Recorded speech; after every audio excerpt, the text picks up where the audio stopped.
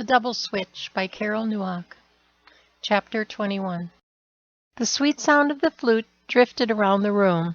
As usual, the table in the singles meeting was filled with sweet treats baked by the single women who were trying to impress the male members of the group with their culinary talents. Kyle took a few of the pastries and sat down next to an empty chair. After the worship team finished, the singles minister got up to speak, and Lauren came and sat down next to him. "I'm sorry, am I sitting in Ron's seat?" Kyle whispered to her. "Not at all. He's over there with that new lady," Lauren said, as she motioned across the room. "Ron must be blind. The lady was pretty, not as pretty as Lauren. In fact, Lauren was downright beautiful. Now was his chance." "Hey, you want to go out sometime?" Kyle asked. "Sure, what did you have in mind?" Lauren asked. "There's a concert at another church across town tonight," Kyle replied. "We could have dinner first." "That sounds good. I was planning to go to that concert alone," Lauren replied. "Here is my number. Give me a call later. I'll let you know my address then."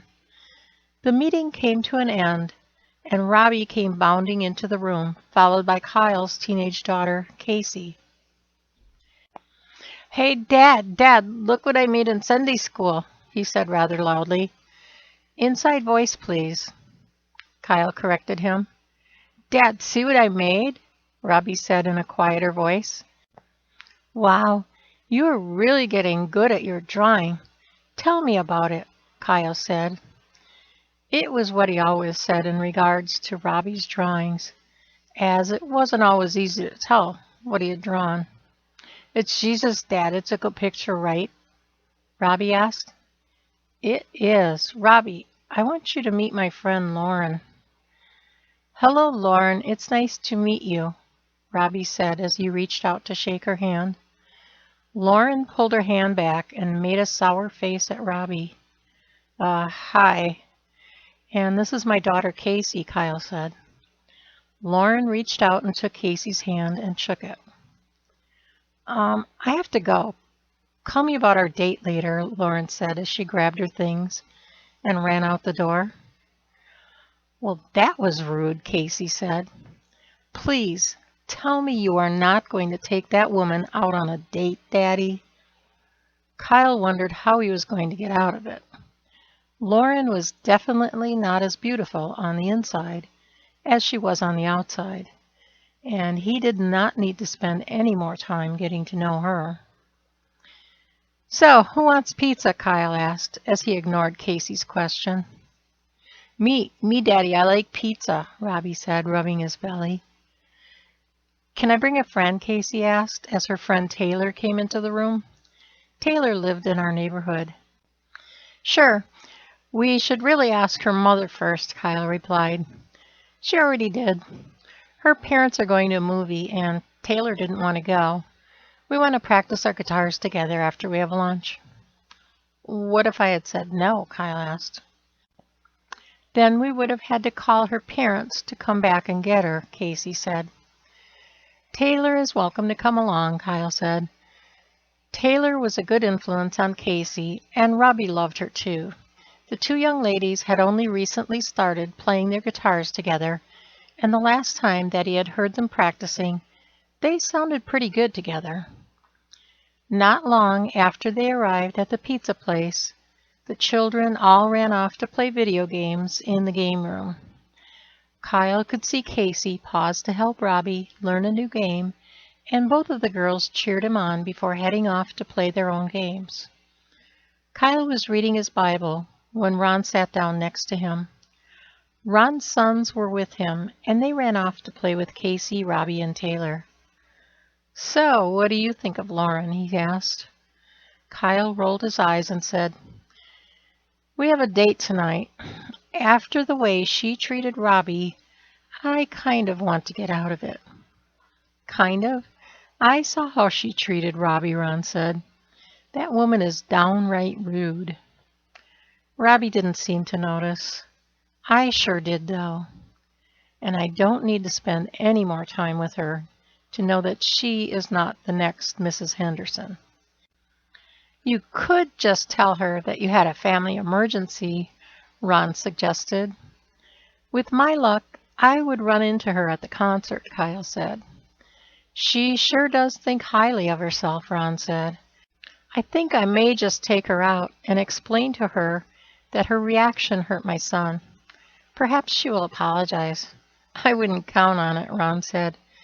Moments later, the pizzas arrived. It was good timing because the kids were all out of quarters at about the same time.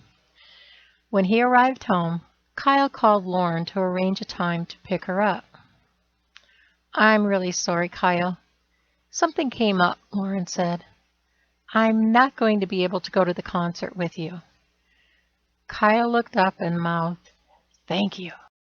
The sanctuary at the large church was packed.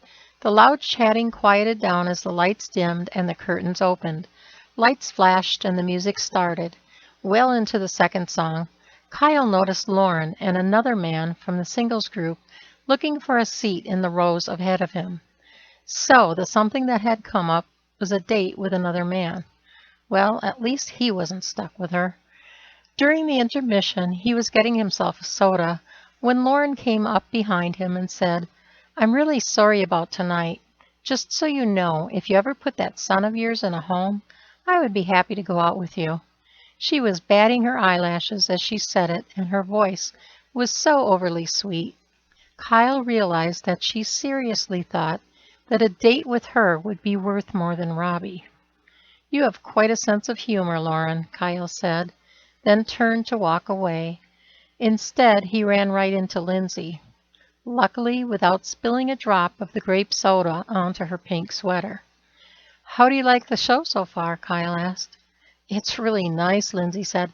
I'm glad that Amy talked me into riding down with her to see it. Sam and Amy joined them moments later. Are you here alone? Sam asked. Kyle nodded. Come and sit by us. There are a whole bunch of empty seats, Amy pleaded. Thanks, I think I will, he replied. As they watched the rest of the show, Kyle looked at Lindsay and wondered why it was he couldn't meet a sweet woman like her to date. He wanted someone who would treat Robbie like she did, someone who could sing like her, and someone who loved the Lord as she obviously did. It was a shame that she was who she was. He felt like he had known her forever. Of course, that was no surprise. He had grown up with all three of her biological sisters. Then again, although they looked alike, that was where the similarities ended. Lindsay had her own personality, and what he knew of her, he liked. He wondered what it would be like to be on a date with her. Perhaps he would have to find out sometime. Lindsay. After the concert, Kyle chatted with me, Amy, and Sam for a while. He was parked on the other side of the church, so he left the group and headed to his car. I walked a few steps behind Amy and Sam as they headed out the door. Lindsay, is that really you? A nice-looking man said as he stopped me. Nate, I said, surprised to be running into another of my former fiancés. It is so nice to see you here. Are you living in the area now? He asked. No, I just came down with a friend to see the concert, I said as I kept walking to keep Amy and Sam in my sight. Oh, I see. Are you here with a date? He asked as he looked around. Amy, Sam, wait up, I called to them. They turned and saw that I was talking with someone and came back to meet him. Are you here with your wife? I asked. I'm divorced now, he said. It was no surprise to me. I'm sorry to hear that. It was nice to see you. We have to get going now, I said as I hurried to join Amy and Sam. Wait, want to go to dinner sometime? He asked. I don't think so, Nate, I said.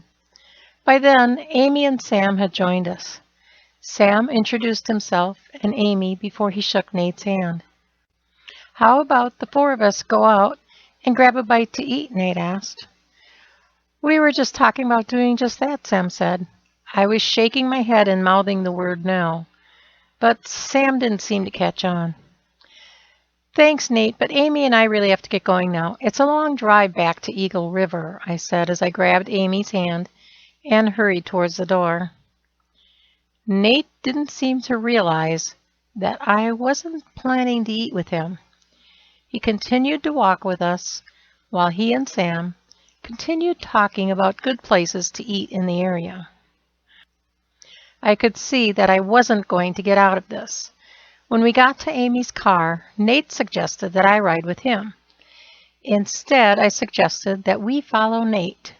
Then I got into the back seat of Amy's car. "Something tells me that you don't want to eat dinner with this guy," Sam said. "I really don't," I said. "I was engaged to him until I found out that he was cheating on me. He married the other woman about 3 months after we broke it off." We followed Nate's car to the exit, and when he turned left, we turned right and went somewhere else to eat.